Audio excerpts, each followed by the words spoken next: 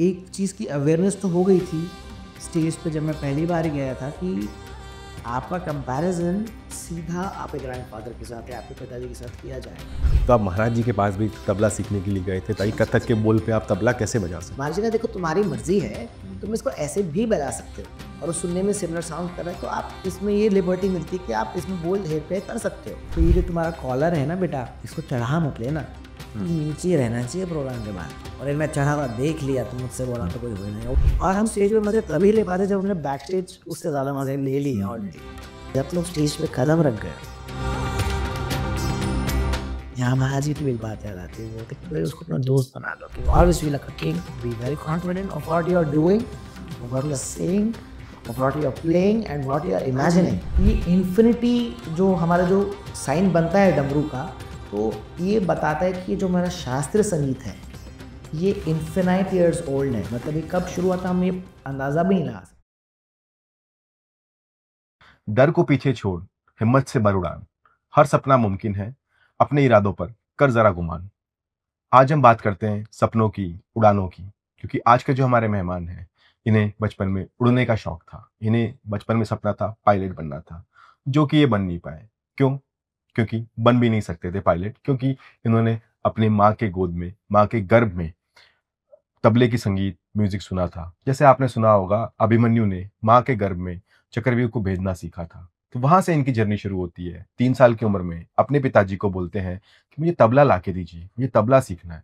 उस जमाने में इनके साइज के तबला आता नहीं था। पिताजी ने बड़ी मुश्किल से बच्चे की जिद पे एक कस्टमाइज तबला ला के दिया। फिर इन्होंने तबला अपने दिल से लगाया, उसको तबले में, संगीत में अपने आप को आत्मसात कर लिया। 9 साल की उम्र होती है जब पहली बार यूएस परफॉर्म करने जाते हैं। नटखटी बच्चा, शैतान बच्चा, फिएट कार में जब अपने पिताजी के साथ, अपने पापा के साथ बैठा करते थे, तो ये गियर बदलते थे, उस पे तबले की ताल से खेला करते थे। तबले को इन्होंने खेल लिया, दोस्त लिया, अपने साथ हमेशा संग रखते चले गए। बात करते हैं बर्लिन कॉन्सर्ट की 2005 की, जब इन्हें स्टैंडिंग ओवेशन मिलता है, पब्लिक बोलती है वंस मोर, पर फिर भी अपनी बातों से डेविएट नहीं हुए, अपने पद से डेविएट नहीं हुए। इनके पास हमेशा अपने पिता की संगति, एहसास, गुरु का रूप था। पर पिताजी से सीखना इनके लिए बड़ा मुश्किल हुआ करता था, क्योंकि इनके पिताजी ने कभी भी भेदभाव नहीं किया अपने पुत्र और बाकी स्टूडेंट्स से, विद्यार्थियों के लिए। पिताजी से सीखा करते थे रात को 9 बजे के बाद, जब ये लोग सब डिनर किया करते थे, उस समय ये सीखा करते थे। एक बहुत लेगेसी से आते हैं इनके दादाजी, पंडित चतुरलाल जी, बहुत बड़े तबला वादक रहे हैं। इन्होंने 1956 में शुरुआत की तबले को इंटरनेशनल मंच पे ले जाने के लिए। वो बाफ्टा अवॉर्डी रह चुके हैं, ऑस्कर में उन्हें नॉमिनेशन किया जा चुका है। तो ऐसी लेगेसी से आते हैं। इस लेगेसी का एक प्रेशर भी रहता है। ये सब कहानियाँ आज हम जानना चाहेंगे। अब हम स्वागत करते हैं प्रांशु चतुरलाल जी का ताल तत्वा की म्यूजिकल पॉडकास्ट सीरीज में। सर, आपका बहुत बहुत स्वागत है। थैंक यू सो मच हमें समय देने के लिए। Thank you so much for having me and for such a great introduction and things like that you said.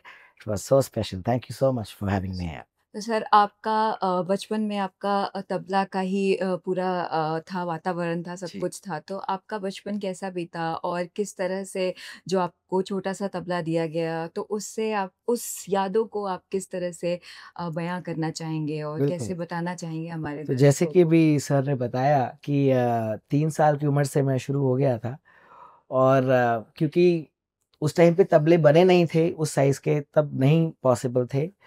तो मैंने पहले बोलना शुरू किया, तो कुछ ऐसी एक्सरसाइज़ेज़ होती थी ले की जो बहुत ही डिफ़िकल्ट होती थी एक बच्चे के लिए, बट वो एक एज़ अ स्टोरी या एक एक्सरसाइज़ के तौर पे मुझे एक फ़न गेम की तरह सिखा दी जाया करती थी।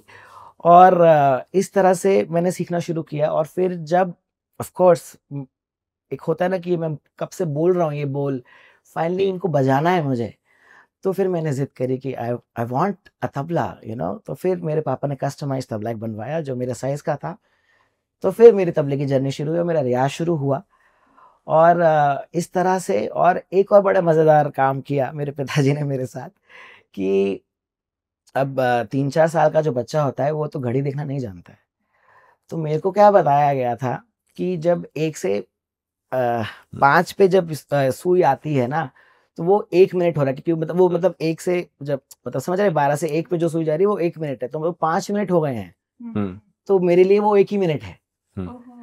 तो मुझे कहते थे कि 5 मिनट रियाज़ कर लो, तो मतलब हम्म, मेरे को 25 मिनट हो जाता था, हम्म, लेकिन मुझे लगता था कि मैंने 5 मिनट किया है। तो हम्म, जैसे ऐसा धोखा हो गया, फिर तो स्कूल में पढ़ा, जब हमने ऑफ कोर्स फर्स्ट क्लास में आए तो हमने टाइम वगैरह के बारे में जाना, तो मैंने कहा, अरे ये तो बड़ा धोखा कर दिया मेरे साथ इन लोगों ने, ये तो बड़ी गड़बड़ हो गई। Hmm, but that's how I got, you know, this was the starting. And of course जैसे जो आपने फिएट कार का बताया, इसका मैं बताता हूँ। जैसे हमारी ताल होती है 3 ताल, तो हुँ, उसमें 16 मात्रा होती है, हुँ, आपको हुँ, पता है? हुँ, तो उसका 4-4 का डिवीज़न होता है। हुँ, हुँ, हुँ, हुँ, तो उसके बोल होते हैं धा धिन धिन धा, धा धिन धिन धा, धा तिन तिन ता धिन धिन धा। हुँ, तो जो फिएट पुरानी जो गाड़ी होती थी, तो पहले 5 गियर नहीं आते थे हुँ, और साइड में भी आते थे। हुँ, तो मुझे आज भी वो गियर याद है कि इसका पहला गियर, मतलब क्योंकि मैं पापा के लैप्स पे बैठता था, आई यूज्ड टू लव, मतलब मेरे को तब से गाड़ियों का बड़ा शौक था। हुँ, हुँ, तो and I used to be naughty kid, so तो बैठा तो मैं रहूँगा नहीं ना। हुँ, हुँ, तो उन्होंने कहा कि अभी हाथ पाँव तो चलाएगा ही स्टीयरिंग पे, तो उससे बेटर है कि इसको कुछ सिखा दिया जाए। हुँ, तो उन्होंने कहा इसको गियर लगाना सिखाते हैं, और उन्होंने बताया कि पहला गियर ऐसे लगता है ऊपर की तरफ, तो दैट्स धा, हम्म, धिन, धिन, थर्ड गियर हम्म, धा। Hmm, so this was the first मतलब जो मेरे को जिस तरह से उन्होंने हम्म, सिखाया था कि भाई इसका इंटरेस्ट गाड़ी की तरफ जा रहा है, and you told I wanted to be a pilot, yes of course. तो पायलट से मतलब प्लेन से सबसे ज्यादा नजदीक मेरे को चीज कार ही लगती थी, which I could drive, you know, hmm, and feel that I was in a plane. तो इस वजह से उनने उस चीज को यूज करते हुए मुझे 3 ताल सिखाई थी। हुँ, तो इस तरह से मेरी ट्रेनिंग शुरू हुई थी। और घर में ऑफ कोर्स माहौल, मतलब मेरे जैसे पैदा होने के पहले से ही, मतलब पहले ही कितने पिताजी के शागिर्द आते थे। तो और दादाजी की रिकॉर्डिंग्स इतनी हम लोग ने बचपन में सुनी है, पंडित रविशंकर जी के साथ और उस्ताद अली अकबर खान साहब के साथ इतनी सारी रिकॉर्डिंग्स हम लोगों ने बचपन में सुनी, तो वो कहीं ना कहीं एक इंटरेस्ट डेवलप होता ही है बच्चे के दिमाग में, और एक आता ही है सवाल कि who is this guy who is playing. मेरे को नहीं पता था मेरे दादाजी हैं, फिर पता जब चला कि मेरे दादाजी हैं, तो I felt more, you know, I was like कि मुझे तो ये सीखना चाहिए, and hmm, that's how it all began. तो बिल्कुल ये बहुत सही है कि जो माहौल जो घर में था, उससे मुझे बहुत हेल्प मिली, कि मेरी जो जर्नी जो शुरू हुई थी, वो एक माहौल की वजह से हुई थी घर में। वो एकदम सही बात है। अभी आपने बोला कि आपको आपके पिताजी ने धोखा दिया, तो आप 25 मिनट तक परफॉर्म करते थे। एक धोखा आपको भी आपने दिया जब आप 10 घंटा कंटिन्यू परफॉर्म करते रह गए, उसकी हम कहानी के बारे में जानना चाहेंगे। जी, तो ये एक्चुअली हुआ था यूएसए में, मिलेजविल में थे हम लोग। जी। तो मेरी दीदी और मेरी माताजी चले गए थे शॉपिंग के लिए सुबह में। मेरे पिताजी मुझे उस वक़्त सिखा रहे थे, देखिए तबला में 2 एस्पेक्ट होते हैं ज़्यादातर, सोलो एकल वादन हम्म, और एक किसी के साथ संगत करना। हुँ, तो हुँ, संगत करना is a very vast subject, hmm, क्योंकि आप किसके साथ बजा रहे हैं वो मैटर करता है। कथक के साथ है, फ्लूट के साथ है, वोकल के साथ है, वोकल में किस तरह का जॉनर है वो डिपेंड करता है, तो उस तरह की हमारी संगत चेंज होती है। हुँ, हुँ, हुँ, फ्यूजन है तो क्या होगा? हुँ, तो उस समय में क्योंकि जैज़ मुझे बड़ा पसंद है, क्योंकि मैं बचपन से ही यूएसए जा रहा था, तो मैं जैज़ और हिप हॉप बहुत सुनता था। तो मैं ट्राई करता था कि इसमें कैसे बीट्स, ड्रम्स की बीट्स मैं निकालने की कोशिश करता था।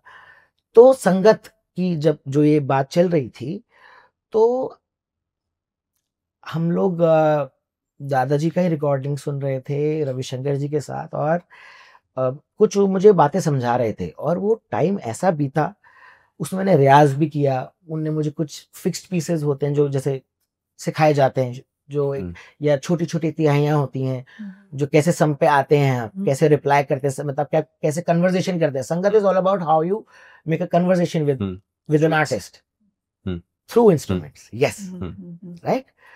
अब थ्रू इंस्ट्रूमेंट्स या फिर भाई through their expressions, hmm, if it is a Kathak dance. Hmm, तो ये चीज़ जब मैं सीख रहा था, तो ये 10 घंटे वाक़ई कब बीते, 10 से 12 घंटे मुझे अभी भी नहीं पता कि वो 10 थे कि 12 थे। हुँ, लेकिन ये था कि रात हो चुकी थी, मेरे मॉम और सिस्टर वापस आए, और उन्होंने पूछा कि भई कुछ खाया पिया? हमने तो खाना लगा के गए थे हम लोग, तुम लोगों ने कुछ खाया भी नहीं, वहीं के वहीं बैठे हुए हो, कैसे लोग हो? And I thought, I was like क्या कितनी देर हो गई होगी? हम्म, एक बार ज़रा कमरे के बाहर जाके टाइम देखा, मैंने कहा ओह माय गॉड! रात हो गई है। And hmm, this was the first time where I didn't even ask, क्योंकि बच्चा था ना, तो बहाने तो सब करते हैं ना कि भाई रियाज़ ना करने के बहाने, हम्म, भूख लग गई तबले पे बैठते ही, हुँ, या हुँ, भाई कुछ सर दर्द हो रहा है भाई। हम्म, तो मेरे पिताजी भी जवाब ऐसा मारते थे कि देते थे कि बेटा काम करो, सर में दर्द हो रहा है ना, दीवार के पास जाओ और जोर की सर को मार के आओ, सर दर्द ठीक हो जाएगा, और फिर रियाज में बैठ जाओ। देसी झंडू बाम। देसी झंडू बाम। तो पर उस दिन ऐसा हुआ कि 10-12 घंटे कैसे बीते मुझे नहीं पता चला। तो मुझे पिताजी ने बताया कि बेटा इसको ट्रांस कहते हैं, कि तुम this we go in trance through music, जब हमको टाइम का सुध नहीं होता है, क्योंकि ऐसा प्रैक्टिकली इम्पॉसिबल है कि जिसे आप जैसे कहते हैं ना कि जब हम मेडिटेट करते हैं तो हम एक ट्रांस में चले जाते हैं, तो संगीत में भी वो एक पावर है, साधना है, जब हम उसके आप सही तरह से अगर आप उसकी आप साधना करते हैं तो आप ट्रांस में जा सकते हैं। और उस दिन me being a kid, I was 10 or 12 years old at that time, और उस समय पे अगर ट्रांस फील मुझे हो रहा है through music, so divine connection है, it's a divine connection, and it's not only for me. I'm sure it must have happened with so many other artists as well. ये हुआ ही होगा। तो of course, तो ये वो किस्सा था कि जो घंटे बीत गया जो पता ही नहीं चला, पहली बार जो मुझे महसूस हुआ था। तो वहां से फिर मेरा एक इंटरेस्ट एक अलग तरह का डेवलप हो गया था। तब मैं बहाने मेरे कम हो गए थे तब, क्योंकि मुझे उस दिन समझ में आ गया था कि ये कुछ अलग मामला है, ये कुछ अलग चीज है, ये तो कुछ अलग पावर है, and if I try and if I you know practice it, I can get the power, then I can feel powerful. तो लग रहा था कि भाई कुछ सही चीज कर रहा हूं मैं, I have to do this. तो वो एक दिन था जिसने मेरे को मेरी सोच बदल दी वाकई। I was not I was of course serious about tabla, but somewhere in the mind, of course वो पायलट का दिमाग में था, वो चस्का तो था, वो रहता ही है बच्चे के दिमाग में कहीं ना कहीं डीप इनसाइड, क्योंकि माहौल है, गुरु आपके पिताजी हैं, तो लाजमी आप सीख रहे हैं, ठीक है। तो पर एक पल ऐसा आ जाना कि जब आप फोर्स नहीं कर रहे हैं आपको, you doing it by yourself and you enjoying it, तो वो दिन था जब मैंने कहा कि यार ये तो कुछ अलग ही चीज है। That was divine. That was divine. तो I felt the connection, and वो एक्चुअली मेरी एक सही शुरुआत थी जर्नी की। मैं वो मानूंगा कि वो दिन था जब कि मैंने सोचा था कि मुझे कलाकार बनना है, और मुझे लगा कि कलाकार बनने के बाद पायलट भी बन ही जाऊंगा एक दिन वो भी होगा। तो एक सवाल मेरा सर आपसे है कि जैसे कहते हैं कि आपके दादाजी बहुत बड़े शास्त्रीय संगीत के मिसाल हैं, आपके पिताजी खुद आपके गुरु हैं।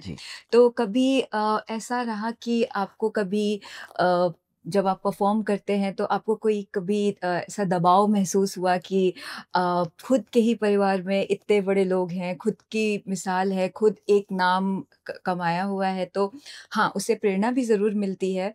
तो कभी आपको रहा कि नहीं उसकी वजह से कुछ प्रेशर भी रहा या? Absolutely. There's always a pressure because क्योंकि एक चीज की अवेयरनेस तो हो गई थी स्टेज पे जब मैं पहली बार ही गया था कि आपका कंपैरिजन सीधा आपके ग्रैंडफादर के साथ या आपके पिताजी के साथ किया जाएगा। ये चीज which is unfair I feel, because एक बच्चे से आप कैसे एक्सपेक्ट कर सकते हो यार, दैट्स ट्रू, यू नो।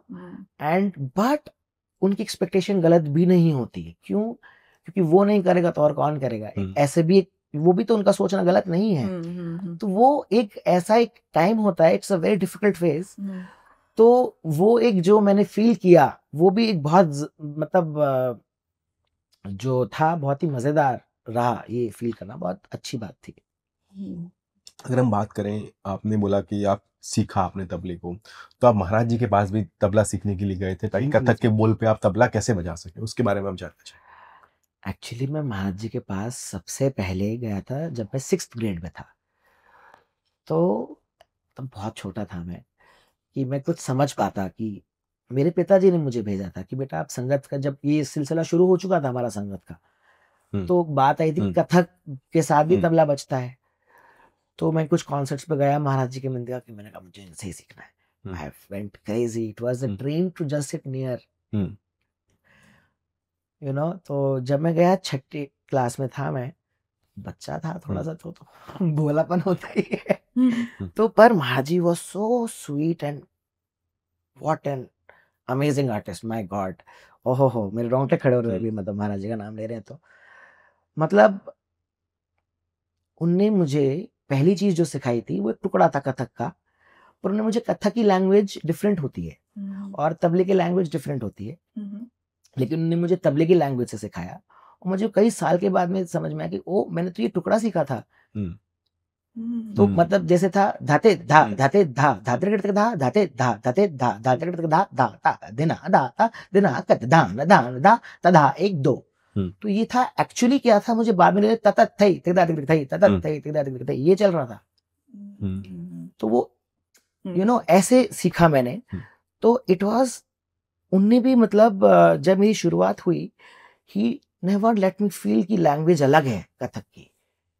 तो वो जो एक बैरियर होता है ना, जो सबसे पहले एक तबला प्लेयर के लिए होता है, लैंग्वेज का बैरियर, क्योंकि बोल अलग हैं, वो बोल ऐसे रहे वो बजेंगे कैसे, तो वो एक टोटली अलग सब्जेक्ट है फॉर अ तबला प्लेयर, क्योंकि उससे हत्थे परे थोड़े चेंज होते हैं आपके। तो पुराने बुजुर्ग कभी कभी ऐसा भी कह दिया करते थे कि भाई नाच साथ बजाने से तबले का हाथ खराब हो जाता है। तो आज के टाइम पे अगर उसको अगर कहा जाए तो मेरे ख्याल हाथ खराब नहीं होता, हाथ खुल जाता है और वर्सेटाइल हो जाता है, क्योंकि जो चीजें आप तबला में करते हो और जो आप फिर उसके बाद जब आप कथक में करते हैं वो चीजें तो बदल जाती हैं और छंद भी अलग बदल जाते हैं। जैसे अब जैसे कथक का बोल है, महाराज जी से ही सीखा था मैंने, और पंडित दीपक महाराज जी भी बहुत करते हैं, रागनी जी भी बहुत करती हैं। तो तावतुंगा तकिट तुंगा तकिट तक धिकिट तक थो, ये बोल है। अब मैं जानू तान तिना तकिट तिना तकिट तक घिट तकिट तक घिट तक धा, तो ये तबले का बोल ऐसे जा रहा है। तो ये चीजें जो थी, ये सब बातें मैंने सीखी महाराज जी से कि कैसे हुआ। और फिर होता क्या था कि क्योंकि मुझे निकास पापा ने बचपन से सिखाई थी कि बेटा इस बोल की निकास ऐसे निकलती थी, तो मैं एक सेल्फ एप्लीकेशन करता था। तो उसके अंदर मैं और 2-3 वैरायटी निकाल के आता था नेक्स्ट डे कि महाराज जी आपने मुझे ऐसे सिखाया था और मैंने ऐसे ये मैंने कोशिश करी है। He used to be so happy और हंसते थे कि अच्छा अब तुम बना रहे हो। मैंने कहा नहीं नहीं नहीं महाराज जी, मैं बस कोशिश कर रहा। मैंने कहा कि क्या ऐसे अच्छा साउंड कर रहा है क्या? महाराज जी का देखो तुम्हारी मर्जी है, तुम इसको ऐसे भी बजा सकते हो। कथक में बेटा ये आपको थोड़ी छूट मिलती है कि अगर तुमको निकास ऐसे निकालनी तो साउंड सेम आ रही है और अगर कटिंग सेम आ रही है और वो सुनने में सिमिलर साउंड कर रहा है तो आप इसमें ये लिबर्टी मिलती है कि आप इसमें बोल हेर फेर कर सकते हो। तो जब मुझे ये पता चला तो फिर मैंने अपने बोल भी निकालने थोड़े शुरू कर दिए। तो जैसे तगर नगर थर्री एक बोल है, जैसे तबले में नहीं बजता तो इसमें ये चारों फिंगर में से, तो ये थ्र की साउंड दे देता है जैसे, तो ये थर्री, तो इसको मैं तबले पे ऐसे ही बजाता हूँ थर्री। तो ये मैंने महाराज जी को बताया कि मेरे को आई फेल्ट कि मैंने कुछ नया इन्वेंट करा है, let me go and share it with him. तो महाराज जी ने मेरा थोड़ा सा पहले मजाक उड़ाया, तो महाराज जी ने कहा कि अरे ये क्या है, ये क्या नई चीज बना के ले आए हो, ये क्या है, doesn't make sense what are you doing. But later I thought कि मैं और करता हूँ इसको, लेट्स थिंक। फिर महाराज जी ने एक और मुझे बोल बताया, जैसे उसमें तगाना का थर्री कुक्कू था, कुक्कू मैं सही नहीं निकाल रहा था। फिर मुझे महाराज जी ने एक और वो उनने बोल निकाला था कि कुक्कू शाही के बीच में वो ऐसे बीच में मार रहे हैं, कुक्कू नाखून उसके से टच आ रहा है कुक्कू और साउंड आ रही है। तो मैंने कहा अरे वाह। तो ऐसे करते करते मैंने कथक को और जाना करीब से, and Maharaj ji was of course my guru for that. तो मैं अपने पिताजी का बहुत आभारी हूँ कि जहां मुझे जाना था कि मुझे इनसे सीखना है, मुझे वो वहां ले गए। और and I am grateful to of course Maharaj ji कि उन्होंने मुझे सिखाया और उनने मुझे इतनी सारी मजेदार किस्से मेरे दादाजी के साथ भी बताए जो उनके टाइम पे हुआ करते थे कि भाई हम लोग कहाँ खड़े होके हम लोग गपशप लड़ाते थे, तो क्या टुकड़ों तिहाइयों में बातें हो रही हैं कि आपको ये बात बतानी ही पड़ेगी ऑडियंस के लिए, ऑडियंस इज वेरी एक्साइटेड। बिल्कुल बिल्कुल। अरे महाराज जी ने ऐसे ऐसे मुझे किस्से सुनाए थे। मेरे दादाजी ने एक टाइम पे ताल वादक कचहरी का कॉन्सेप्ट स्टार्ट किया था। पंडित रविशंकर जी रेडियो में जब थे तो मेरे ग्रैंडफादर भी उस टाइम पे रेडियो में थे, तो रविशंकर जी ने ये एक प्लान किया था कि ताल वादक कचहरी, जिसने फिर मेरे ग्रैंडफादर ने उसको कैरी फॉरवर्ड किया, ताल वादक कचहरी। तो इसमें साउथ इंडियन परकशन और नॉर्थ इंडियन परकशन कन्वर्सेशन करते थे, जुगलबंदी करते थे। तो ये कॉन्सेप्ट मेरे दादाजी ने उस टाइम पे शुरू किया था। तो ग्रीन रूम में एक बार महाराज जी किस्सा बता रहे हैं कि बैक स्टेज का किस्सा है। देखिए बैक स्टेज का किस्सा है कि अब ये लोग रियाज कर रहे होंगे महाराज जी भी वहाँ पे अपने घुंघरू बांध रहे थे कि भाई अब मेरा भी नंबर आ रहा है, थोड़ा सा वार्म अप कर रहे थे क्योंकि एक ही जगह थी। तो उनने ऐसे अब प्रोग्राम किसी और का चलता है और यहाँ ये ग्रीन रूम में शुरू हो गए महाराज जी के साथ। तो महाराज जी बता रहे हैं कि सब लोगों को अलग अलग ताल दे दी गई। कहते कि मेरे को रूपक कोई झपताल, कोई 12, कोई 3 ताल और कोई अलग ताल 9 मात्रा। अब ये 4 परकशनिस्ट और महाराज जी डांसर, ये 5 लोग 5 अलग अलग ताल में उपज शुरू हो चुके हैं ऐसे ही for fun. This is just for fun. ये ग्रीन रूम का कॉन्सर्ट चल रहा है। अब एक ग्रीन रूम में कॉन्सर्ट शुरू हो चुका है और इतना जबरदस्त किस्सा है ये। तो महाराज जी ने कहा कि कुछ मिनट, क्योंकि अब कोई और मात्रा में उपज कर रहा है, it's a mathematical quiz right, if you see with numbers.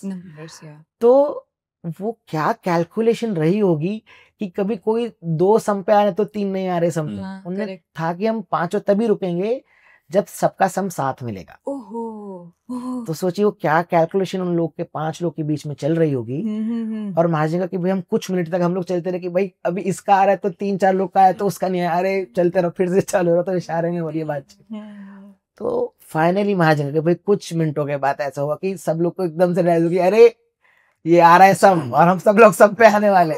और कहते जब वो सम आया कि और जो हम लोग हंसे और जो मतलब लोग क्राउड उठ के यहाँ आ गया ग्रीन रूम में कि भाई यहाँ का कौन सा प्रोग्राम चल रहा है, यहाँ पे इतना शोर क्या हो रहा है। तो ऐसे ऐसे किस्से महाराज जी ने सुनाए, मतलब बाकी रीगल के चौराहे पे खड़े होके गोलगप्पे खा रहे हैं भाई साथ में और त्याहियां चल रही है आपस में। जी तो ये रेडियो से फ्री हुए, महाराज जी कथक केंद्र से फ्री हुआ, दोनों मिलके वहाँ पे बातचीत चल रही, गपशप चल रही है और त्याहियां एक्सचेंज हो रही है। तो ये सब पुराने लोगों के मजे ये होते थे।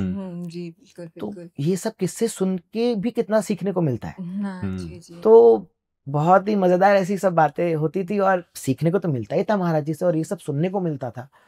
तो I used to feel very complete when I used to go there and take classes with him. I used to feel very complete and very secure कि मैं बहुत सही हाथों में हूँ। एंड वो मुझे जब मैंने प्रैक्टिकली जब स्टेज पे अप्लाई किया तो शुरुआत ही मेरी, मतलब मैं बताऊं तो अगर शाश्वती दीदी, जब मैं तैयार हो गया था तो महाराज जी ने शाश्वती दीदी को बोला कि ये भी तैयार हो गए हैं, जरा इनको जरा प्रोग्राम दीजिए। तो दीदी ने मुझे पता, ये बात उन्होंने फ्राइडे को बोली होगी और मंडे को एक स्पीक में का प्रोग्राम था। दीदी ने कहा कि बेटा आ जाना। मैंने कहा दीदी क्या करेंगे आप, क्या कि मुझे तो जानना है ना आप क्या डांस करने वाले, मुझे बता। अरे अरे अरे आ जाना बेटा, टेस्ट था, मुझे क्या पता था मेरा टेस्ट हो रहा है उस दिन। तो बाय चांस मैं थोड़ा ठीक बजा गया उसमें। तो फिर महाराज जी को रिपोर्ट मिली होगी, तो फिर महाराज जी ने फिर दीपक भैया को बोला कि भाई जरा इसको, क्योंकि दीपक भैया खतरनाक काम करते हैं। तो फिर जब दीपक भैया के साथ मैं पहला कॉन्सर्ट पे जा रहा था, मुझे याद है हम लोग राजगीर जा रहे थे, मैं ट्रेन में रात भर सोया नहीं था और मैं उनकी चीजें याद कर रहा था और मैं डायरी पे बजा रहा था और दीपक भैया कहते अरे सो जा भाई कल भी कुछ करना है, क्यों तंग कर रहा है। और मतलब और थोड़ी मेरी हंसी भी जोर की है, तो एक उनका शागिर्द भी था, तो भाई अब यहाँ नहीं डिस्कशन कर रहे, तो हम थोड़ा वो होता ना कि डब्बे के वहाँ थोड़ा कॉमन एरिया जो होता है वॉशरूम के आसपास, हम खड़े होके एक्सचेंज करने लग गए टुकड़े की तरह, ये चीज़ याद है मुझे, ये चीज़ याद है, अरे कर लेते हैं। तो मैंने एक जोक सुनाया और मैं खुद जोक सुना के वो तो हंसी रहा है, मैं खुद इतना जोर की हंसा कि, और वो मतलब पटना आने वाला था और माय गॉड, मतलब पूरी ट्रेन शायद उस रात शायद सो नहीं पाई होगी और दीपक भैया ने कहा तुमने हम लोग को सोने नहीं दिया। और वो प्रोग्राम के बाद दीपक भैया ने कहा कि भाई तुम तो छुपा रस्तम कलाकार निकले, but you, I impressed him, he was like he is a kid and ये बजा गया भाई मेरी चीजें। वो बड़े खुश हुए थे इस चीज से कि भाई ही कुड डू इट। तो फिर उनके साथ मेरा फिर शुरू हो गया और उन्होंने मुझे ऐसी जगह चांस दिया जहाँ पे ऐसा होता था कि भाई कभी कभी, क्योंकि मैं यंग था, नया था, तो मुझे चांस नहीं मिलती थी। तो पर दीपक भाई बोलते कि नहीं, मैं स्पेशली उसको लाना चाहता हूँ क्योंकि वो मेरा नाच समझता है, इसलिए मैं उसको लाना चाहता हूँ। तो I am really grateful to Deepak भैया एज वेल कि उनने मुझे वो एक शुरुआत में जो एक पुश दिया in Kathak field, that was all because of Maharaj ji and of course you know and so this was it. Yeah. Sir एक मेरा जी। क्वेश्चन है आजकल के स्टूडेंट्स के लिए। मैं भी बचपन में सर हारमोनियम सीखती थी और अभी मैं कथक सीख रही हूँ। पर मेरे साथ एक सवाल हमेशा से जुड़ा रहा, जैसे हारमोनियम और तबला जब हम लोग सीखते थे, तो ये एक ऐसे वाद्य यंत्र होते हैं जिसको कि कैरी करना अपने साथ और ले करके जाना बड़ा मुश्किल होता है। तो हमेशा आपको ये सुनने को मिलता है लोगों से कि डांस तो है, आप अपने साथ इसको लेके कहीं पे भी चल सकते हैं, कहीं पे भी शो कर सकते हैं, दिखा सकते हैं। पर अगर आपको हारमोनियम सीखना है या तबला सीखना है या फिर सितार सीखना है, तो आजकल के जो बच्चे हैं, इनको लगता है ये मतलब जो आधुनिक जो हमारा आज का समाज है, तो उनको लगता है ये इतने बड़े वाद्य यंत्र हैं, ये इतने कूल नहीं दिखेंगे या इतने आजकल की मॉडर्निटी में इतने वो नहीं दिखेंगे। तो पर जो हमारा इंडियन क्लासिकल का जो बेस है, मुझे बिल्कुल। लगता है वो हमारे सितार, तबला और हारमोनियम के बिना कुछ है ही नहीं। एब्सोल्युटली, तो एब्सोल्युटली। आजकल के यंग जनरेशन को आप सर क्या बोलना चाहेंगे कि ये जो डायमेंशन की बात है कि ये बड़े यंत्र हैं और ये हैं, इनको पीछे छोड़ के हम कैसे इनको मॉडर्निटी में हम शामिल करें और किस तरह से वो आप संदेश देना चाहते हैं कि यही कोर है, अगर हम इसको लेके आगे बढ़ें तो ये बेस बन सकता है और इसके थ्रू हम क्लासिकल म्यूज़िक को और बड़े पैमाने पर अपने भारत देश में लेके चल सकते हैं। बिल्कुल, मैं ये कहना चाहूँगा अपने भाइयों को कि और अपनी बहनों को कि जो ये शास्त्रीय संगीत है कि आप सोच रहे कि कूल नहीं है, ऐसा नहीं है। It's hmm. Very cool, it's meant for the classic people, that's why it's called classical music, yes. First of all. Hmm, So you have to learn the language, hmm, you have to learn how to converse in it, and then you start actually knowing कि भाई इसमें कितनी depth है और क्या मजेदार है, and it is very cool. And being a tabla player, I have played with so many other genres of music, hmm, be it jazz, be it Korean music, hmm, be it Mexican hmm, flautist. I played with the Mexican flautist. Hmm, Horacio Franco is a great flautist of Mexico, and you know, people like that. So I'm sure that it is pretty cool to be playing with all those people, you know. And I think आज की तारीख में हमारे साज़ों में ये एक liberty मिल रही है हुँ, कि उसको हम और म्यूजिक के साथ मिक्स कर पा रहे हैं। आप दैट्स देखेंगे हम्म, कि जो बाकी वेस्टर्न जो है साज उसमें ऐसा पॉसिबल नहीं है दैट्स सो ट्रू। कि जैसे गिटार सितार की मींड नहीं निकाल सकती ना, स्लाइड करके ही लेनी पड़ेगी, मींड नहीं निकाल हम्म, सकते वो लोग। करेक्ट, तो करेक्ट। वैसी चीजें आ जाती है, लेकिन हम लोग मींड भी निकाल सकते हैं। और आप देखिए, आप आजकल सितार में कितना आजकल रॉक की फील भी आ गई है, हाँ। कितने तरह का टोन आ गए हैं सितार के अंदर, नए नए सितार बन रहे हैं। तबले में भी अगर बात करी जाए, इसमें कुछ चेंजेस हम लोग बजाने के अंदर कितना मॉडिफाई कर रहे हैं, क्योंकि जब हम म्यूजिक के साथ कोई चेंज करते हैं तो हम बीट चेंज करते हैं, तो that's how it becomes pretty cool, that's what I feel. And because I can play tabla, I also started to play the percussions. So I have a tabla hybrid setup. So for the people who don't know, they can find it on somewhere on YouTube of my percussion setup and my videos. तो उसके अंदर मेरे पास एक काहून है, मैं काहून पे बैठता हूँ, आज क्लैप बॉक्स बोलते हैं उसको, लेकिन काहून है। फ्लेमेंको के अंदर ये डांस के अंदर ज्यादातर यूज होता है, स्पेनिश म्यूजिक में ये यूज होता है। वो है, दरबूका है, और मेरे पास वेस्टर्न ड्रम्स है, मेरे पास कस्टमाइज्ड किट है एक, मेरे पास अपने एक फ्रेम टॉम्स हैं, ग्लैडनिक एक म्यूजिक कंपनी है जो ये बनाई, जिनने मुझे बना के दिया है। एक हैंड किक है जो मैं अपने हाथ से किक की साउंड निकाल पाता हूँ, स्नेयर तो होता ही है, और दो मेरे पास सिंबल्स हैं। तो मैं पूरा उसको क्लासिकल तरह से ही बजाता हूँ। आई प्लेड, मैं मतलब जो मैंने ड्रम्स तो सीखे नहीं है, और मैंने दरबूका और काहून उतना नहीं सीखा है, तो जो मैंने तबला सीखा है, जो मैंने इसके जो छंद सीखे हैं, मैं वही छंद उसमें बजाता हूँ। उनकी बीट्स भी ऑफ कोर्स बजाता हूँ, because I have to sound something you know similar to drums. तो उनकी बीट्स मुझे ऑफ कोर्स, क्योंकि जब मैं तबले पे बजा सकता हूँ तो मैं ड्रम्स पे भी वही चीज बजा सकता हूँ। लेकिन मेरा जो इम्प्रोवाइजेशन का जो तरीका होता है, वो पूरा क्लासिकल बेस्ड होता है। तो मेरा मैसेज यही है कि classical music is very cool, and you can of course use it with so many other genres also, and classical अपने आप में बहुत complete म्यूजिक है, इसको आप और जानिए और इसकी लैंग्वेज जानिए सबसे पहले, और फिर आप इसके बारे में ज़्यादा जान पाएँगे कि ये म्यूजिक क्या है। Thank you. अभी आपने बात की इंटरनेशनल इंस्ट्रूमेंट्स की, जी। इंटरनेशनल आर्टिस्ट की। आपने भी बहुत सारे आर्टिस्ट के परफॉर्म किया है। एक साउथ कोरिया की बड़ी फेमस आर्टिस्ट है। उनकी जर्नी, उनकी कहानी, किस्सा जानना चाहिए। कैसे आपकी बातचीत हुई? कैसे आप लोग आगे, जी, जी, जी। क्या प्रैक्टिस आप लोग साथ में करते थे? तो ये साल्मनरी एक कोरियन में भी ये क्लासिकल म्यूजिक का एक वर्कशॉप चल रहा था। उसमें डांस भी होता है और उसमें बीट्स का भी काम है। तो उनके 3-4 ट्रेडिशनल इंस्ट्रूमेंट्स है, जांगू है, बुक है और केंगारी है, और मतलब हुँ, अलग-अलग चीज़ें हैं। जैसे जो झांगू है, इट्स मोर लाइक अ ढोल। हुँ, जैसे हमारे यहाँ पे ढोल बजता है। तो उस तो आई फेल्ट कि यार ये तो सीखने की अपॉर्च्युनिटी है, ज़रा जाना चाहिए। हुँ, तो वो पहले दिन ही समझ गई कि आई एम अ म्यूजिशियन, क्योंकि मैं जिस स्पीड से हुँ, कैच कर रहा था सारी बीट्स, तो वो समझ गई कि ऑब्वियसली हुँ, बाकी बच्चे were not musician but I was a musician, so I could pick up. So उनने मुझसे कुछ दिन के बाद पूछा कि क्या बजाते हो और क्या है, तो मैंने उनको अपने फैमिली बैकग्राउंड के बारे में बताया, और मैंने बताया कि भाई ऐसे-ऐसे मैं तबला बजाता हूँ, मेरे दादाजी ऐसे-ऐसे तबला प्लेयर थे। उन्होंने बताया कि अरे मैं भी ट्रेडिशनल ऐसे हमारा चला आ रहा है, और उन्होंने भी बताया, तो we felt very similar.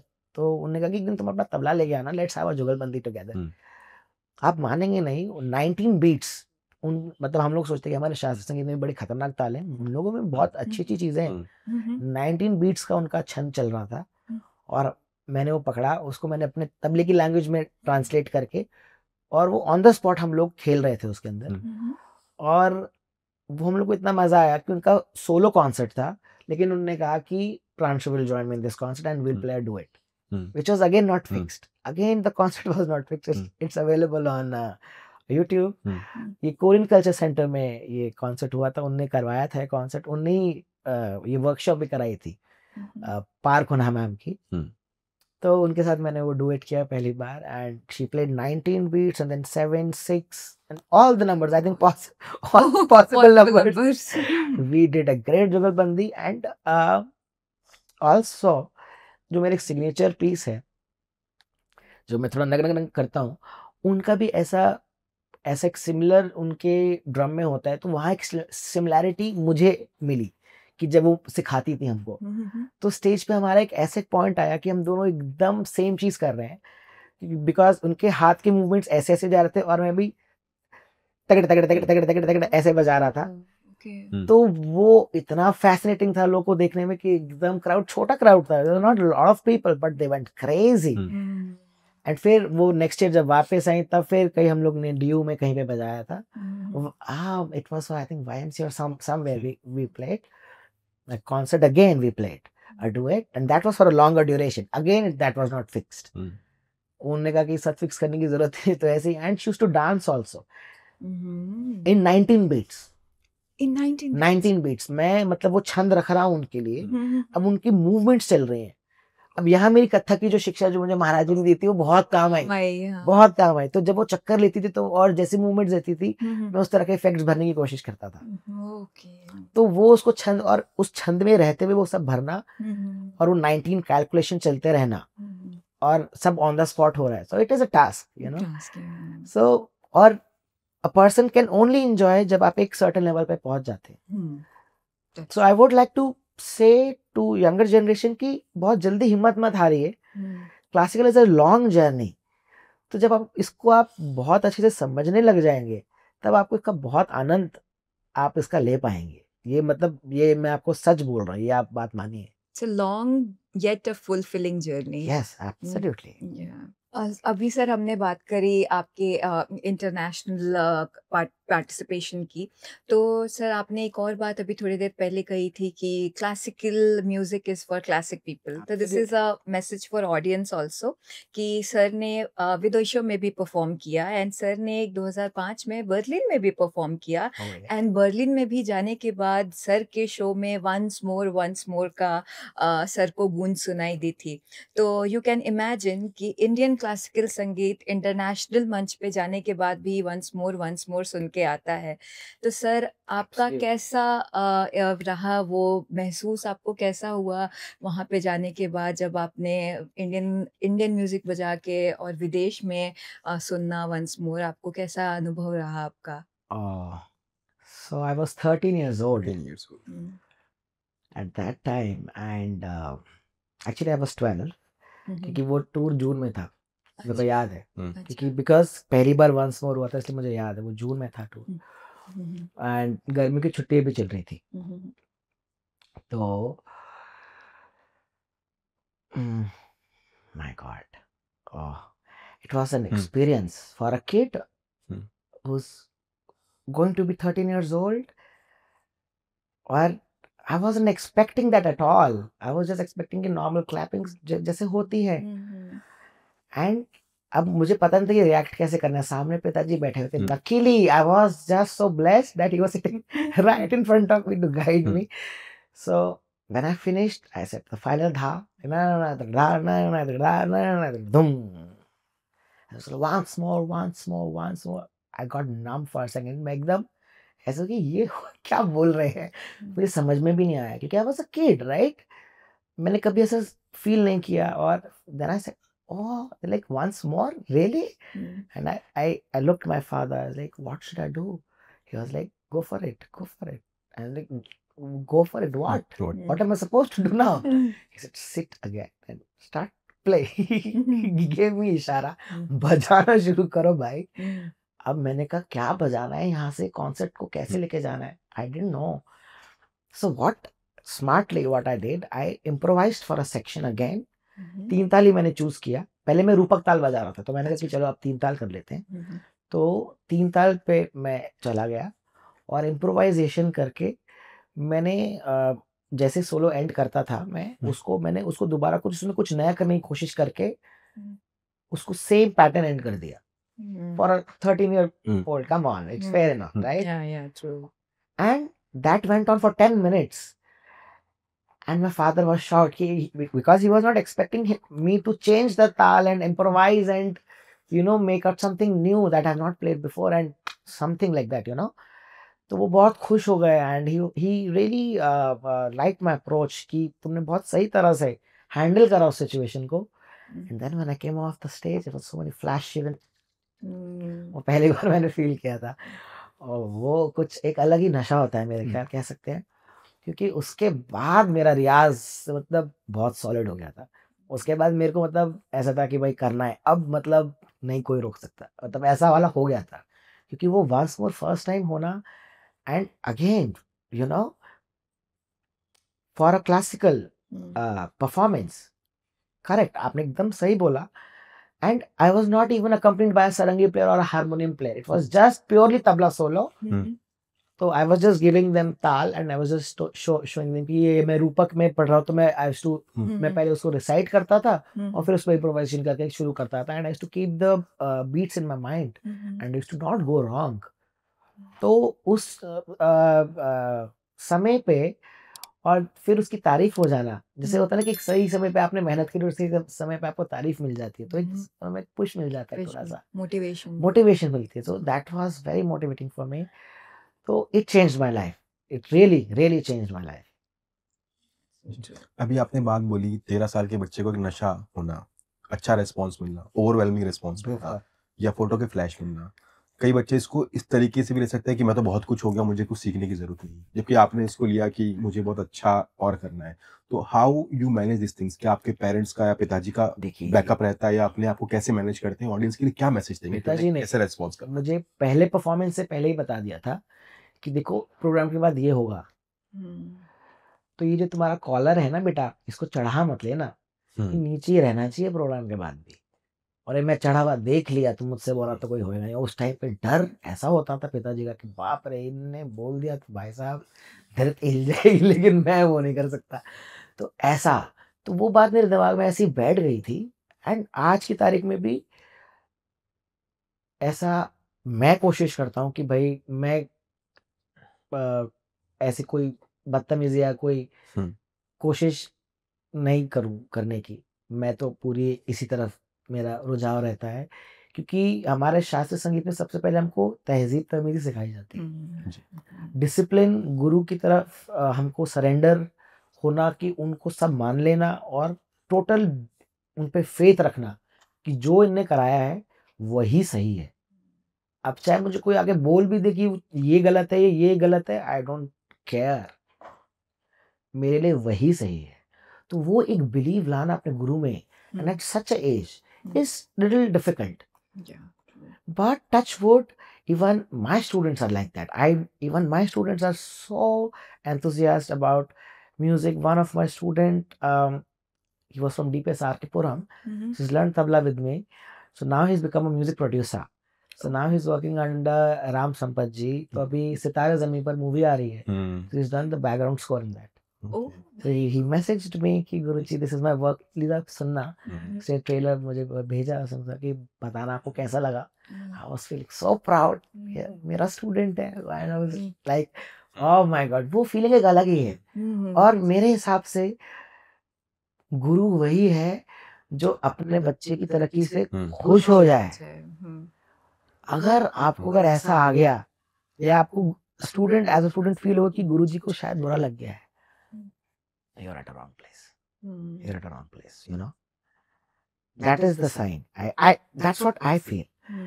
Because Maharaj ji and जैसे लोगों के साथ मैंने सीखा, ये सब लोग they were always so, मतलब कभी उन्हें ऐसा महसूस नहीं मुझे लगा कि वो महाराज जी हैं।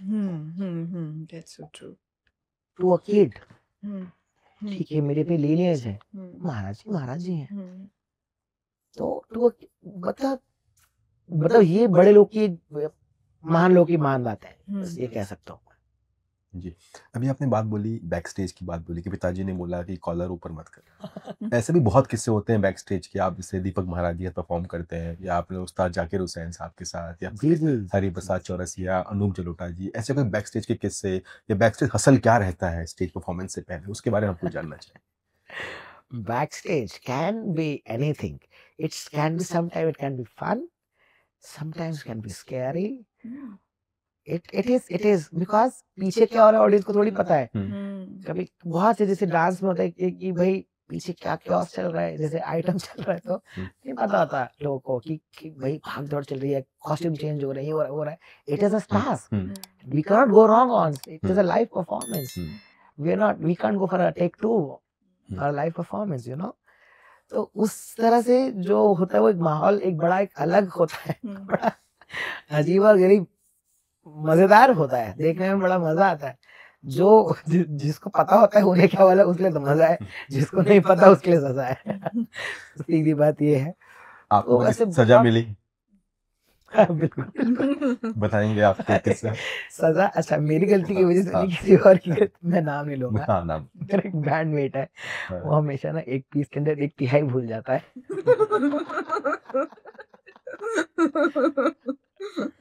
ओह गॉश, मैं सास भी नहीं बोलूंगा कि फिर सब पहचान जाएंगे, मैं इंस्ट्रूमेंट भी नहीं बताऊंगा। तो अभी हाल ही की बात है, तो मुझे वही याद आ रहा है।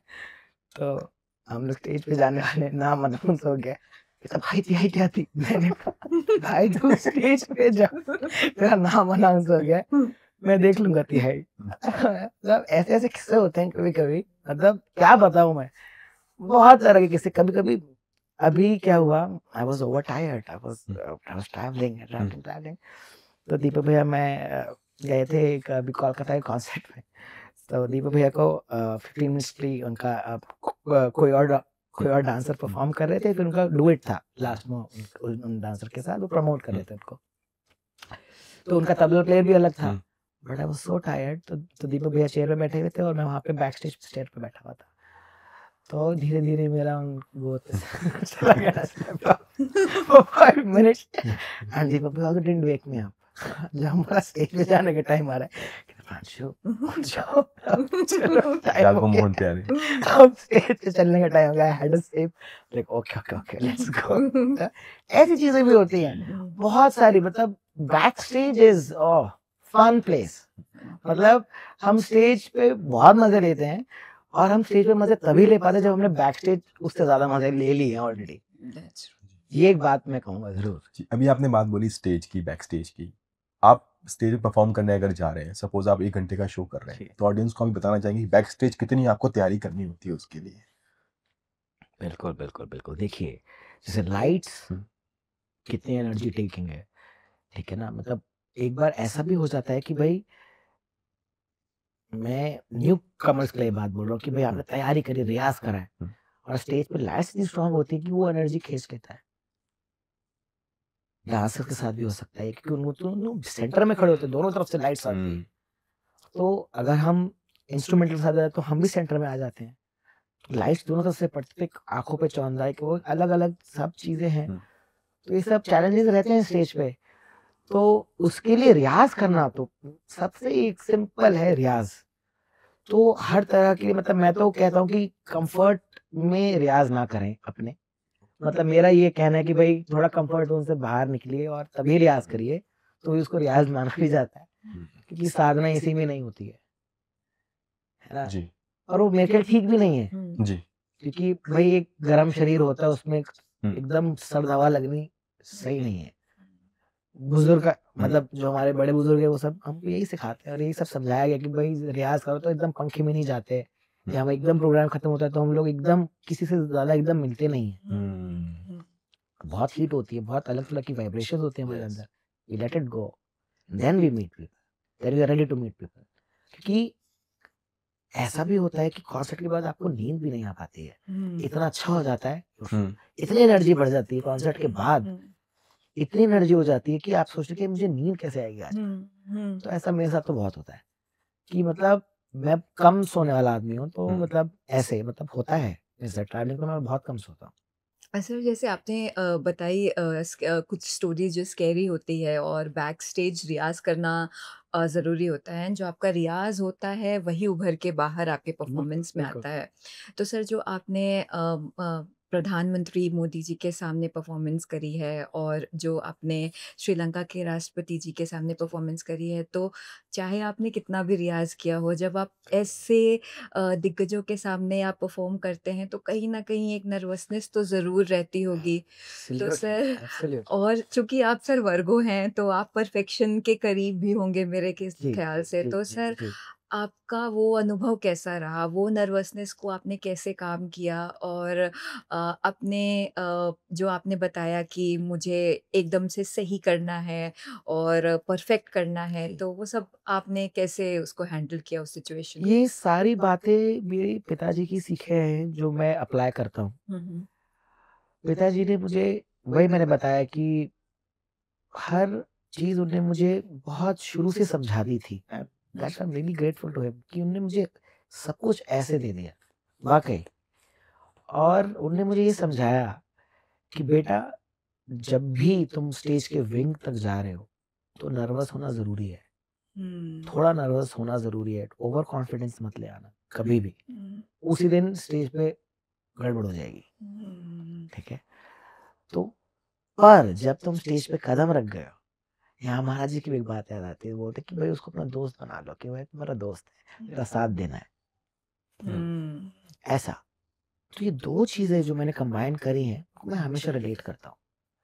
तो जब हम मंच पे जाते हैं, हम मंच से पहले ऑफ कोर्स एक एंग्ज़ायटी घबराहट तो होती है, as an artist of hmm, course होती है। हुँ, ऑफ कोर्स और जब आप पीएम साहब के सामने बजा रहे हैं, बाप रे बाप! Hmm, he has such a great aura you know hmm, hmm, और उतना करीब से उनको देख के एक सेकंड ज़रा एक बंदा दहक जाए, हुँ, तो उनके सामने एक बजाना तो थोड़ा हम थोड़ा-सा घबराए हुए तो थे, लेकिन जब एक संगीतकार हुँ, जब एक अपने ज़ोन में चला जाता है, हुँ, हुँ, वहाँ मैं अपने पिताजी की बात कर रहा हूँ। अब यहाँ बात आती है जब मेरे पिताजी ने बोला जब आप स्टेज पे हो जाओ, जब बेटा अपने धुन में आप घुस जाओ, आप आपको अपनी धुन में लग गए हो, तो आपको फ़र्क नहीं पड़ना चाहिए आपके सामने कौन है।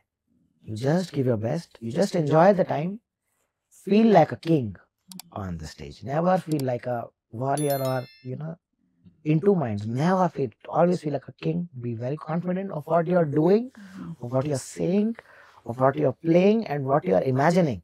Just be very confident. वो जो डर है वो वहीं छोड़ना है विंग तक। हुँ, कदम रखते वो डर गया। वो चीज़ जो है और महाराज जी की जो चीज़ है कि भाई तू मेरा दोस्त है। हुँ, ये 2 बातें जो है वो चीज मैं अप्लाई करता हूँ। ये सच बात है, ये ये सच बात है, ये एकदम अनफिल्टर्ड बात है। तो अभी हमने बहुत बातें की, हम एक बात जानना चाहेंगे, जब आप 60-70 साल की एक एज में जाते हैं जी, तो आपकी क्या लेगेसी या अपनी जिंदगी को क्या मूवी फ्रेम में आप देखना चाहेंगे? ऑफ कोर्स जैसे मेरे कुछ सपने हैं मैं वो पूरे करना चाहता हूँ, और कमिंग जनरेशन के लिए जो मैं चाहता हूँ करना, वो ये है कि मैं कुछ किताबें ऑलरेडी लिख रहा हूँ, जो मैं अपने नॉलेज के हिसाब से जो मैं लिख सकता हूँ या कुछ छोड़ सकता हूँ, अपने एक्सपीरियंसेस सिर्फ म्यूजिक के बारे में, not about my personal life, it is not about my personal life, those books, it's not an autobiography, hmm, it is books of music, तबले की किताबें होंगी। क्योंकि जैसे स्ट्रगल करना पड़ जाता है कभी कभी बच्चों को, नहीं पता चलती बातें, तो वो उस किताबों में हर एक चीज कवर करी गई होगी जो कभी कभी नहीं हो पाती, या कभी कभी चीजें रह जाती हैं। जैसे सीखते सीखते कभी कभी जैसे साढ़े पौने नहीं कर पाते कई लोग, नहीं रह जाती है बातचीतें, तो वो सब बातें मैंने जैसे फरमाइशी की मैंने भी कि जैसे कुछ ऐसी चीजें कि मैं कर रहा हूँ, कोशिश कर रहा हूँ कि नई चीजें मैं कुछ बना सकूं। पुराने बुजुर्गों ने तो हमारा कितना कुछ छोड़ा है, हमारा भी फर्ज बनता है कि हम भी हमारे आने वालों के लिए कुछ छोड़ें। तो एक कॉम्पोजिशन कैसे बनती है मैथमेटिकली, उसकी क्या कैलकुलेशन होती है, जैसे एक फरमाइशी कॉम्पोजिशन होती है तो उसके पीछे क्या कैलकुलेशन बेस्ड होती है, तो एक तो बने बनाई चीजें हैं, अब आपने उसी कैलकुलेशन को समझ के फिर अपनी भी चीजें बना दी, बट अगर आपने एक नई कैलकुलेशन ही बना दी तो मैंने ये ऐसी कई नई कैलकुलेशन बना दी हर तालों के अंदर ऑलरेडी। तो ये सब मैं अपनी कमिंग जनरेशन के लिए छोड़ना चाहता हूँ कि उनको इतना स्ट्रगल ना करना पड़े, और उनको सब चीजें बहुत आसानी से मिल जाए, सब कुछ जो करना चाहता है उसके लिए हर चीज बहुत आसानी से अवेलेबल होनी चाहिए, जो हमारे टाइम पे या हमारे बचपने में या हमारे पहले तो और भी नहीं थी। आज के तो लोगों को फिर भी यूट्यूब है, बहुत कुछ देख के सीखने को मिल जाता है, परफॉर्मेंसेस होती है, रिकॉर्डेड होती हैं, वो देखते हैं, म्यूजिक जो चल रहा है वो सुनते हैं, कितनी तरह है सीखने के, आज कई जरिए हैं। तो मैं कुछ एक ऐसा जरिया एक किताबों के जरिए छोड़ना चाहता हूँ जो मेरे हिसाब से तबला प्लेयर्स के बहुत काम आएगा। जी, अभी आपने बात बोली कैलकुलेशन की, बहुत सारी कैलकुलेशन आप क्रिएट कर रहे हैं, कर चुके हैं। ऐसी कैलकुलेशन को आप स्टेज पे परफॉर्म करते होंगे, तो कई बार ऑडियंस का रिस्पॉन्स आता होगा कि ये हमें परफॉर्म किया जाए, या कई बार ऐसा कोई बहुत ऑड रिस्पॉन्स आपने फील मैं किया है? जनरल रिस्पॉन्स कैलकुलेशन क्या होता बताता हूँ, जैसे रूपक ताल चल रही है, अभी रूपक में 8:45 मात्रा में आपको सुनाता हूँ और 10:30 भी सुनाता हूँ, देखिए, ठीक है, तो जरा देखिए, बड़ी मजेदार चीज चल रही है। तिन तिन ना धिन ना धिन ना, 1 2 3 4 5 6 7, ये चल रहा है, 2 3 4 5 6 7, 1 2 3 4 5 6 7 8 9 10:30, 1 2 3 4 5 6 7 8 9 10:30 तिन तिन ना, इस तरह से ये 10:30 चल गया भाई रूपक के अंदर। अभी अगर थोड़ी ले कम करें, तिन तिन ना धिन ना धिन, 1 2 3 4 5 6 7, 1 2 3 4 5 6 7 8 8:45, 1 2 3 4 5 6 7 8 8:45, 1। तो ये ऐसे रूपक ताल के अंदर 8:45 मात्रा आ गई है। तो ये सब चीजें हैं जो मतलब मैं इसके पीछे क्या फॉर्मूले हैं, ये सब जो है ये सब मेरे को लिखना चाहता हूँ, ये सब कमाल की चीजें हैं। ये अपने नेक्स्ट पॉडकास्ट में आपसे जिक्र तो करेंगे। ये सब कुछ ऐसी चीजें हैं, मुझे लगता है कि like my grandfather passed away when he was 39, but he created so much and left so much for me and for my father, because my father was just 9 years old.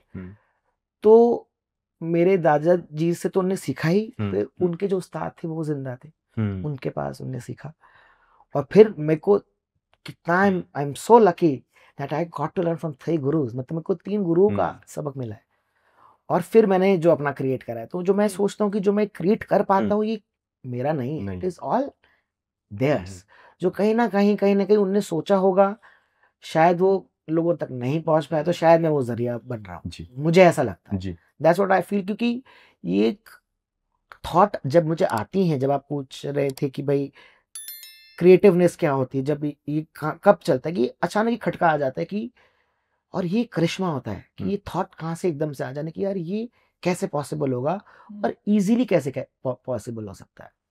हम्म, जैसे कई तबला प्लेयर्स को गलती से झपताल कर देते हैं, वो भी पॉसिबल हो सकता है, लेकिन वो आसपास हो रहा है झपताल के।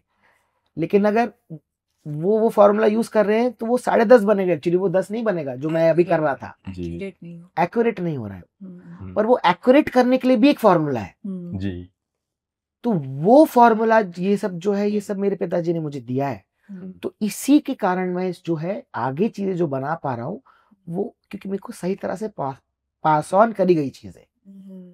तो ये मैं कहना चाहूंगा। So I was lucky in that way, that's why I am able to create all this. जी सर क्रिएशन से मेरा एक सवाल है कि आप अपना एक क्लासिकल बैंड क्रिएट करने का है आपको सपना है आपका, जी तो जी। क्या आप उसके बारे में बताना चाहते हैं, आप क्रिएट करना चाहते हैं? वैसे तो मेरी ऑलरेडी बहुत सारी प्रोडक्शंस हैं मेरी, जो सारी क्लासिकल म्यूजिक बेस्ड है, कुछ फोक म्यूजिक बेस्ड है। हम्म, जैसे रेगिस्तान है, खम्मा गणी है जिसमें हम्म, कथक भी है, और राजस्थानी फोक म्यूजिशियंस भी हैं। कुमार शर्मा जी हैं कथक हम्म, पे, हमने किया है खम्मा गणी हम्म, नाम से। रेगिस्तान में सिर्फ फोक म्यूजिशियंस और मैं परकशन पे हूँ। हम्म, फिर एक मेरा बाज है हम्म, प्रोडक्शन, जिसमें नॉर्थ इंडियन और साउथ इंडियन और फोक इंस्ट्रूमेंट हम्म, सब साथ मिलके, हम्म, सारे परकशन इंस्ट्रूमेंट, जैसे तबला हो गया, ढोलक, मृदंगम और घटम, हम्म, तो हम चार मिलके हम जुगलबंदी कर रहे हैं, ताल वाद्य कचहरी का। हम्म, तो मैंने ऐसे बहुत तरह के हम्म, प्रोडक्शंस ऑलरेडी बनाए हैं।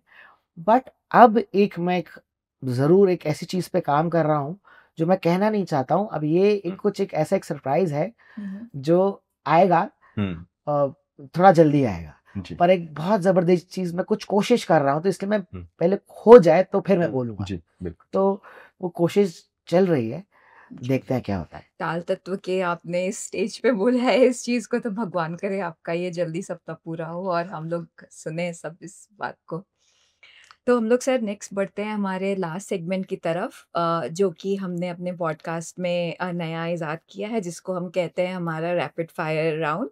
तो हम लोग स्टार्ट करेंगे। सिंपल 5 क्वेश्चंस हैं जो हम सर से पूछना चाहते हैं। तो हमारा फर्स्ट क्वेश्चन है सर आपसे, सर आपका फेवरेट राग कौन सा है? किरवानी, किरवानी। अ, अगर सर तबले के अलावा कोई आप और वाद्य यंत्र जो आपको आकर्षित करती है, वो कौन-सी होगी? Sarangi, actually I have 3, hmm, sarangi, sitar and sarod. Oh, I love the sound of all these 3 instruments. Okay. और इन 3 में से अगर किसी एक को चुनना पड़ जाए सर तो? That's a very difficult one, but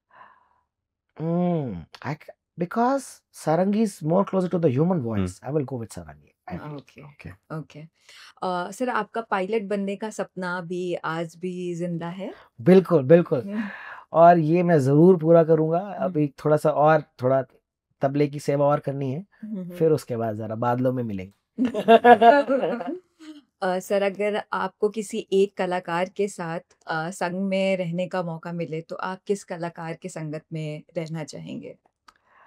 अब पॉसिबल नहीं है, बट अगर मैं महाराज जी बोलता, बट अगर मैं देखता हूँ उनके बाद, तो I think Pandit Deepak Maharaj ji hmm, would be the artist I would love to perform all my life, because I really enjoy performing with him, hmm. really.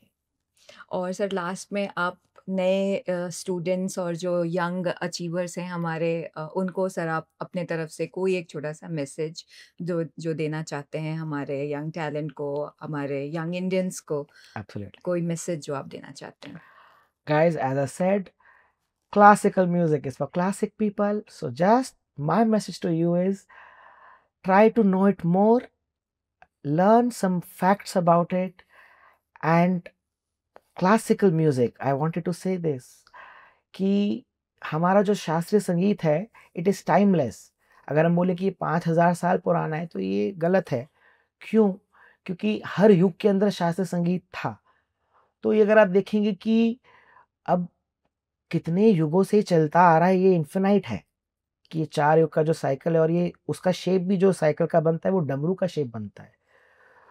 तो ये इन्फिनिटी जो हमारा जो साइन बनता है डमरू का, तो ये बताता है कि ये जो हमारा शास्त्रीय संगीत है, ये इन्फिनाइट ईयर्स ओल्ड है। मतलब ये कब शुरू हुआ था, हम ये अंदाज़ा भी नहीं लगा सकते। ये नहीं कह सकते, ये कहना सही नहीं होगा कि ये 5000 साल पहले से शुरू हुआ है। ऐसा मेरा मानना है, that's my opinion to you. So take it seriously and try to learn it and take it positively and be patient and learn the subject and then you will start enjoying it, trust me. जी sir, हम लोगों को बहुत अच्छा लगा आपसे बात कर। थैंक यू सो मच, आपने अपना कीमती समय हमें दिया। इसी तरह आप हम लोगों से जुड़े रहिए। Thank you so much. Thank you.